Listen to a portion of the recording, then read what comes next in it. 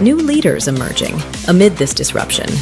India is not just adapting, it is leading, with the fastest growing major economy, with resources, innovation, and resilience. Guiding this vision are leaders who understand both economy and governance, voices that represent India's strategy in the global reset. One such voice is a parliamentarian, policymaker, and national leader. Please welcome Member of Parliament and Chairman of the Parliamentary Standing Committee on Coal, Mines and Steel. Ladies and gentlemen, a huge round of applause for Shri Anurag Thakur, sir. Requesting you to please take the stage first before we start asking you some questions. Please, first, time for your address.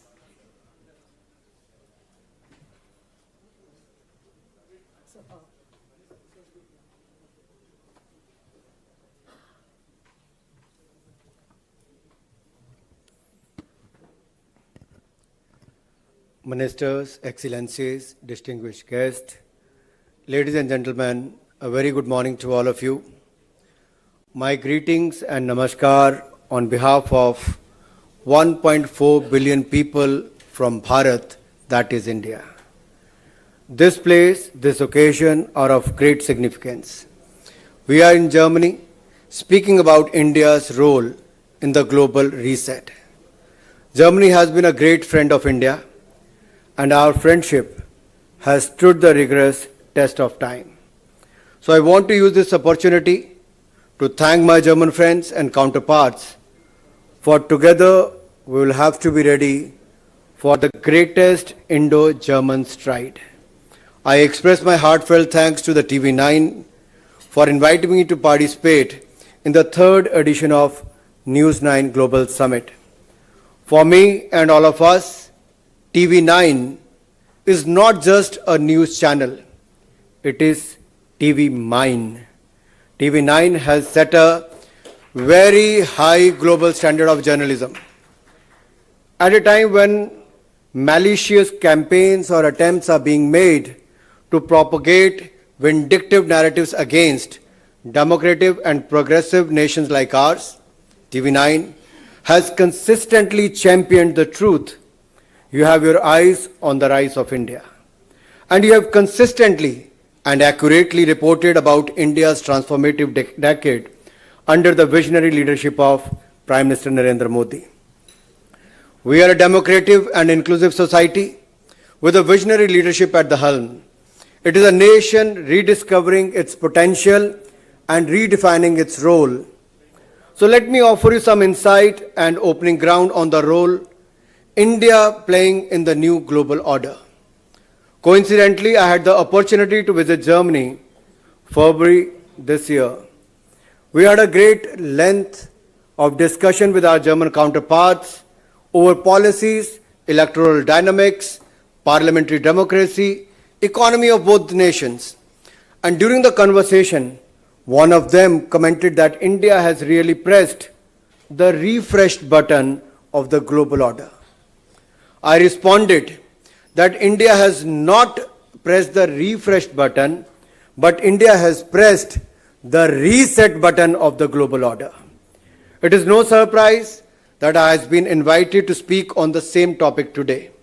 From February to October, so much has happened on the global front concerning India. We have suffered a deadly and unprovoked terrorist attack on our soil in Pahalgam, Jammu and Kashmir. The terrorist had the audacity to ask the religion before killing the innocent civilians. And you all know which nation was behind this attack. The same country which has consistently maintained its global standing as the world's sole exporter of terrorism. For decades, the global superpowers have always told us to live in peace with Pakistan and its terrorism because we can't change our neighbor. This is how terrorism has been defended at the cost of global peace, prosperity, and the lives of innocent civilians. But while we can't change our neighbor, we have certainly ensured that those who sponsor or shelter terror understand there are consequences for crossing the line. And the world had witnessed the kind of devastation India can leash upon the evils and their masters. I swear, India showed only a fraction of its military might. India will respond to any terrorist attack or hostile activity on its soil with a measured military action. And the international community has recognized and accepted this stance. I was part of the delegation sent by Prime Minister Modi to various parts of the world, and Germany to other nations. All of them expressed solidarity with India in the fight against terrorism. Sorry, world can't tolerate double standards. Two sets of definitions, two sets of prescriptions, two sets of remedies for addressing the same crime. India has effectively reset the previously convenient approach of terrorism. Today, India and the rest of the world are on the same page that terrorism in any form is a menace to the global peace and prosperity. My dear friends, a decade back, India was among the fragile 5 economies of the world, but today I can proudly say India is the 4th largest economy of the world. And soon, as Mr. Virmani said, India is going to be the 3rd largest economy of the world. With a strong and stable government enabling a robust democratic model of governance, the ever-growing consumption class, and undying spirit of enterprise, India is within its goal of being soon becoming the 3rd largest economy. India believes in the era of collaboration and convergence rather than conflict or confrontation. We are a just and equitable global trade order. We are in support of that, and we are working assiduously towards stitching the India-EU FTA. We did that recently with the UK. India cherishes its ever-growing ties with Germany at the bilateral fora and wants to showcase it as a symbol of mutual trust and growth.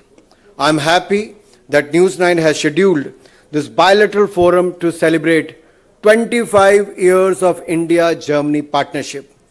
And as they say, sky isn't the limit. And imagine how the next 25 years will plan out for both the nations, marking growth across domains, especially in the newest technologies like artificial intelligence, climate, and on the human side, skill and talent opportunities. We are steadily emerging as the world's most sought-after consumer market. Today we shine as the world's most resilient, self-reliant, diversified, growth-oriented economy that believes in empowering the last man of the socio-economic order. Our economy has 3D model: self-reliance, self-defense, and self-confidence. When the world economy was crumbling under the weight of once-in-a-century pandemic, Indian economy saw a rise. We resolved to move in a massive way to realize the vision of Atmanirbhar Bharat, a self-reliant and confident India. We know how to cruise our economy out of crisis while we have been a textbook case how to unite the nation under one man or one under leadership. Today, India is the 3rd largest manufacturer in the automobile sector, 2nd largest in the steel, largest milk producer, largest digital payments made, and so on.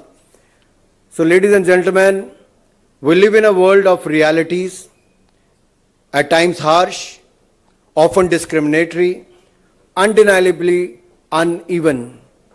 India has often advocated for a just global order and a level playing field for all. This is a bedrock of India's diplomacy, and we firmly believe in it. We are committed to a multilateral world trade order. Friends, India has a commitment towards Global South. Global governance is marked by deep divides and inequities. Most global challenges are created by Global South, are not created by the Global South, but they affect us the most. We, the developing nations, are compelled to shoulder the greatest cost of crises like climate change, pandemics, debt, even when our role in causing them is minimal.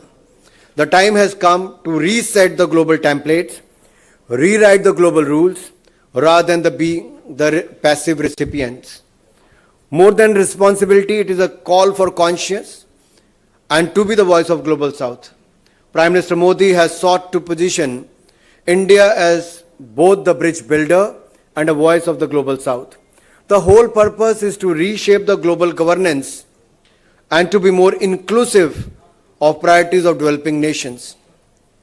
We are not only advancing economic growth, digital empowerment, socio-economic infrastructure at home, but we are also extending our help and support to the nations of the Global South. This is not a statement of intent, but a record of concrete action. The voice of Global South is the voice of India. The priorities of the Global South are the priorities of India.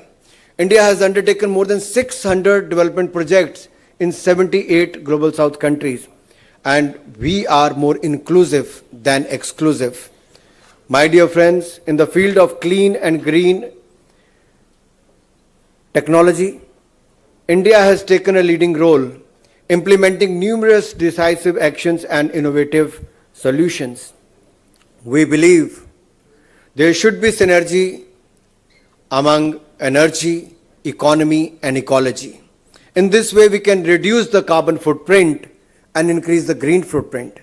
We have repeatedly urged the developing nation, we have repeatedly urged the developed nation to cut down or reduce their carbon footprint by 2050. Ensuring sustainable energy along with a clean and green planet can be achieved if we could move from conventional to the non-conventional mode of energy. For this objective, Global South and Global North will have to come together. This collaboration includes democratization of technology, financial assistance to the developing and the least developed countries which are grappling with the energy needs, energy deficiency. Today, India and Germany has mobilized global opinion about the use of renewable energy. I can name at least 4 major initiatives of global partnership initiated by India, namely International Solar Alliance, Global Biofuel Alliance, Mission Life, One Sun, One World, One Grid. Friends, India has set a target of 500 gigawatt non-fossil capacity by 2030, and we are taking every step to meet the target. I can assure you, we won't wait for 2030. We're going to achieve it much before that. Presently, our renewable energy capacity is at 250 gigawatt. Over 50% of India's installed energy capacity comes from the non-fossil fuels. We are the 4th largest in the renewable energy, 4th largest in the wind, and 3rd largest in the solar capacity. I have a 6-point action agenda for India-Germany leadership. If you allow, let me outline the practical agenda, concrete, actionable, and time-bound, so that this summit here in Stuttgart catalyzes a roadmap for delivery. Green energy and industrial decarbonization, resilient and rule-based trade, technology and supply chain partnerships, innovation, startup and research bridges, skill and vocational collaboration, climate finance and sustainable infrastructure. So let me come one by one. Green energy and industrial decarbonization. We need joint projects in green hydrogen, electrolyzer manufacturing, and industrial decarbonization can accelerate both nations' climate goals. India offers scale and demand. Germany offers technology and standards. And let us start a target for launching at least 3 pilot green hydrogen hubs, shared manufacturing partnerships by 2027. Resilient rule-based trade, tariff volatility, and ad hoc trade measures have harmed investments and jobs. We should strengthen mutual recognition of standards, deepen custom cooperation, and prioritize predictable trade rules that protect industries on both sides. A joint India-Germany Trade and Standard Forum could meet annually to monitor and resolve friction. Technology and supply chain partnership. From semiconductors to advanced materials and automotive electrification, we must move from buyer-seller relationship to a co-development, joint R&D labs, shared test beds, co-investment in fabs and component clusters. Karlsruhe and Stuttgart are ideal innovation hubs and nodes to pilot such clusters. Innovation, startup, and research bridges. We must facilitate two-way flow of talent and capital, joint incubators, exchange fellowship of PhDs, dual degree programs between our universities and applied research centers, and India-Germany Innovation Corridor would institutionalize these ties. As Mr. Vermani was saying about the education and the skilling part, I think Germany is a good model of dual education system. We have a demographic advantage. You have the dual education system which can work together, and for that skilling and vocational collaboration. Indian industry, so the industry needs skilled technicians. German dual training models can be adopted at scale in India. Let us establish vocational training partnership that certifies hundreds of thousands of young Indians in advanced manufacturing and green tech skills over the next 5 years. Last not the least, climate finance and sustainable infrastructure. We must scale blend finance solutions to de-risk green investments in emerging markets. German institutional capital, Indian demand, and multilateral co-financing can mobilize the funds required for climate resilient infrastructure and energy transitions. India today has a lot to offer to the VUCA world. Its old age calling card for peace, brotherhood, amity is a global acceptance template.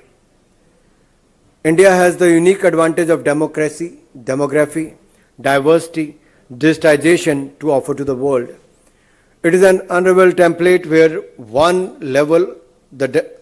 at one level the civilizational dividend marries the digital prowess to aim for an inclusive growth worldwide. Yes, of course, India is ever willing to learn from the best. We believe in adopting for the best global practices for global good. The immediate case in point being the Indo-German collaboration. Our ethos stems from our core ideology of Vasudev Kutumbakam, meaning the world is one family, and we firmly believed in that. We practice it as a way of life. India is set and ready to take on the responsibility of leading in the era of disruption and reset. It is neither aligned nor non-aligned.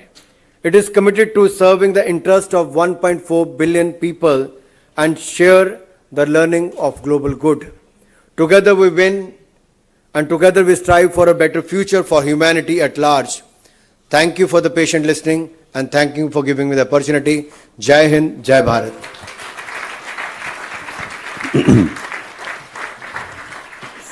Sir, requesting you to please take the stool, bar stool, so that we can have the Q&A session with Shri. Go ahead. Thank you, Mr. Thakur. I think that was a brilliant speech. You actually outlined 6 agenda points for us, which I think we will take very seriously and incorporate in the next summit. One of the questions that's going to come to mind of all the German investors who are here today, well, fine, you're calling us to do all these and partner for across various activities and sectors, but what is the incentive, or how can Indian government facilitate or incentivize them to, for example, even bring their internship or the apprenticeship program? Because once the government steps in, I think they have the comfort to put in their commitment to the thing. So how, first of all, let's address the issue of skilling, Anuragji. How can we incentivize German companies, because that is really the need of the hour. We talked about the demographic dividend. Dr. Virmani also talked about it. How can we incentivize more skilling to happen in India? I think it's the need of the hour. Just give me the mic or... Yeah. Can I go there? I can go there. Okay, cool. That's fine.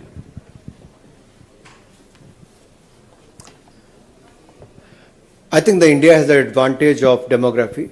Nowhere in the world you will find a population between 15 to 19 years of 400 million. Only India can offer that. Demography is the advantage. Now, as I said about Germany, dual education system is the advantage which worked well for them. We have made the changes in the policy. We also have the internship program where government is spending more than 5,000 crore rupees only for the internship with the corporate houses. Secondly, we have thousands of crore rupees earmarked, budgeted for the skilling part. Under the Prime Minister Modi government, we have a separate Ministry of Skills. So it's much easier to, have the partnership collaboration among the government to government, industry to industry. And there are so many German industries already working in India where we can take up the German language course and also the skills which can match the German standards. Before coming to Germany, they can also do some internship or work with the German factories in India for a few months or for a year rather than coming directly to Germany. This will help to bridge the gap. What is lacking in Germany? They need a young manpower for their industries.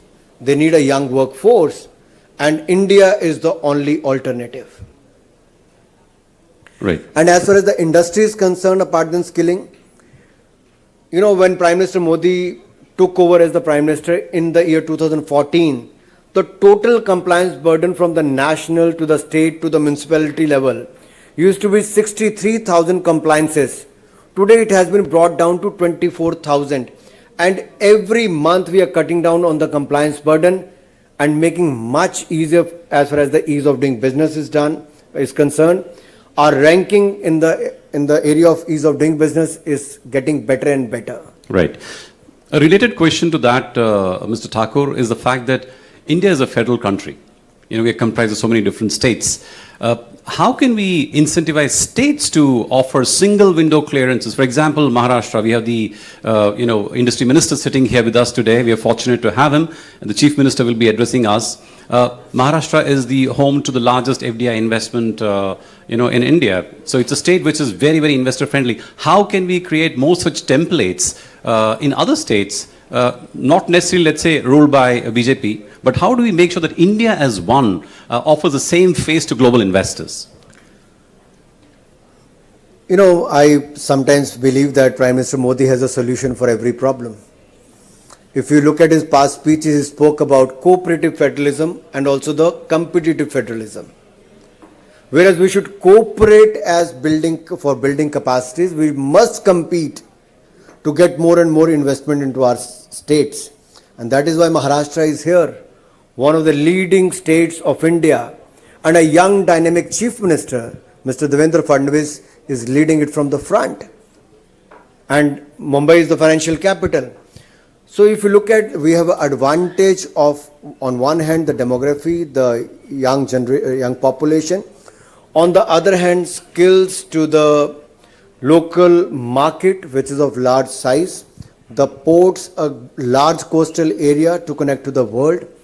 So I personally feel on one hand, the country is investing a lot. If you look at India's investment into the capital investment, it is the highest ever. And if I have to mention about, in 2014 we have 74 airports, today we have 160 airports. 2014 we have 5 cities connected with metro, today we have 21. From medical colleges from 380 to 760. Every sector you see the investment is growing. But when you talk about the industry, we need more partnership and collaboration. Standing in Germany, in Stuttgart, I would like to say, my first visit to Germany was way back in 1995, 30 years back. When as a young entrepreneur, I used to manufacture hand tools. I came here to participate in a clone hardware fair. And for many years, I used to come here and sell my products. But I've seen the change. They talked about learning German language today. At that time, they never used to speak in English. It was very difficult to communicate at that time. Today, they are speaking English very fluently, the German people. So, with time, you need to change. We are ready to learn German language. We know how to learn languages and how to do well as an entrepreneur also. Thank you. Thank you very much for that, Mr. Thakur. A big round of applause for the Minister. Shri Anurag Thakur ji, requesting to please stay on stage. Sir. Shri Anurag Thakur ji, please come back on stage. And requesting Mr. Barun Das to please present him with the shawl.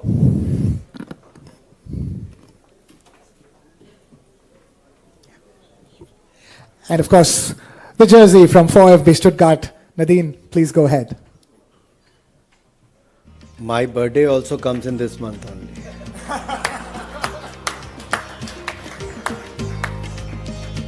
I think the leader is the one who has a vision, who can foresee. At least Varun should have foreseen my birthday comes also in this month. So we still have chance to extend the summit till your birthday comes, as long as you are staying back.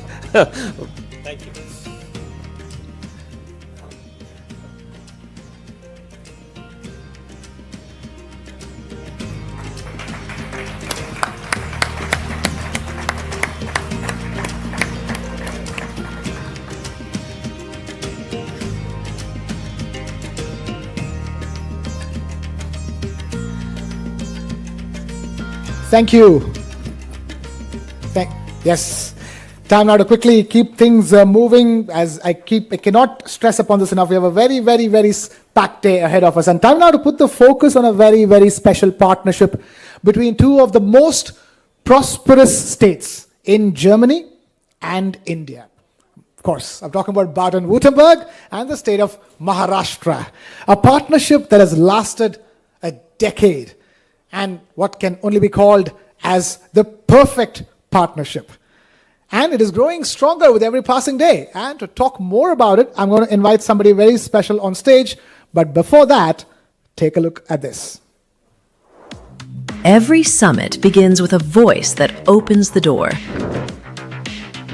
A voice that frames the dialogue and sets the tone for collaboration. Baden-Württemberg, Germany's industrial heartland, a hub of innovation, sustainability, and global enterprise. Today it welcomes the world and India. At the forefront of this welcome is a leader who drives political coordination, fosters international dialogue, and champions deeper Indo-German ties. Please welcome State Secretary for Political Coordination, Europe and International Affairs, State Ministry of Baden-Württemberg. Ladies and gentlemen, huge round of applause for Herr Florian Hassler. Sir, all yours. Thank you, please. Excellencies, Honorable Minister Samant, Ambassador Gupte, MP Singh Thakur, thank you very much for this inspiring speech. I also welcome State Councillor Kaspar Sutter from our neighbor country, Switzerland, Consul General Sina, dear Mr. Barun Das and dear Mr. Ruben Kaspar, thank you so much for bringing this summit again to Stuttgart. A very warm welcome to all corporate and business leaders from India and from Germany. Ladies and gentlemen, dear guests. It's a great pleasure for me to welcome you here at the News9 Global Summit in Stuttgart. And unfortunately, our Minister President cannot be here in person today, as the Chancellor has invited him to attend the Automotive Summit in Berlin. However, he was yesterday delighted to welcome the delegation here in Stuttgart and is sending his best greetings today from Berlin. The second edition, ladies and gentlemen, of this great event makes 25 years of strategic partnership between Germany and India. It makes 10 years of sister state partnership between Baden-Württemberg and the state of Maharashtra. And the new strategic agenda that the EU has announced last month to reinforce cooperation with India. Today, reliable partnerships are more important than ever. In a world facing geopolitical challenges and global transformations driven by digitalization and climate change. And this is why policymakers, leaders and business people come together to discuss collaboration and innovation. From India, the largest democracy in the world, and from Baden-Württemberg, Germany, and neighboring Europe. In fact, ladies and gentlemen, I think there's no better place than Baden-Württemberg for this. A true hub of industry and cutting-edge technologies, of excellent universities and research located right here in the heart of Europe and distinguished by a strong culture of hospitality. 10 years ago, we started our partnership with Maharashtra, uniting two economic powerhouses in Germany and in India. Our companies are heavily involved in India. Around 350 companies from Baden-Württemberg are already active there. At the same time, more than 50 Indian companies have come to Baden-Württemberg. I think this shows how much trust is on both sides. Our universities now almost have 100 active partnerships with India institutions, many of these located in Maharashtra. The topics covered are wide-ranging and very modern, from geoinformatics to medical research, and these projects bring our students and researchers together and prepare answers to the challenges of tomorrow. Together, we have built strong bridges in skilled labor, migration, and vocational training. Young qualified people from Maharashtra can come to Baden-Württemberg to work in various skilled trades, for example. And I think this is beneficial for both sides, for the young skilled workers and for our state.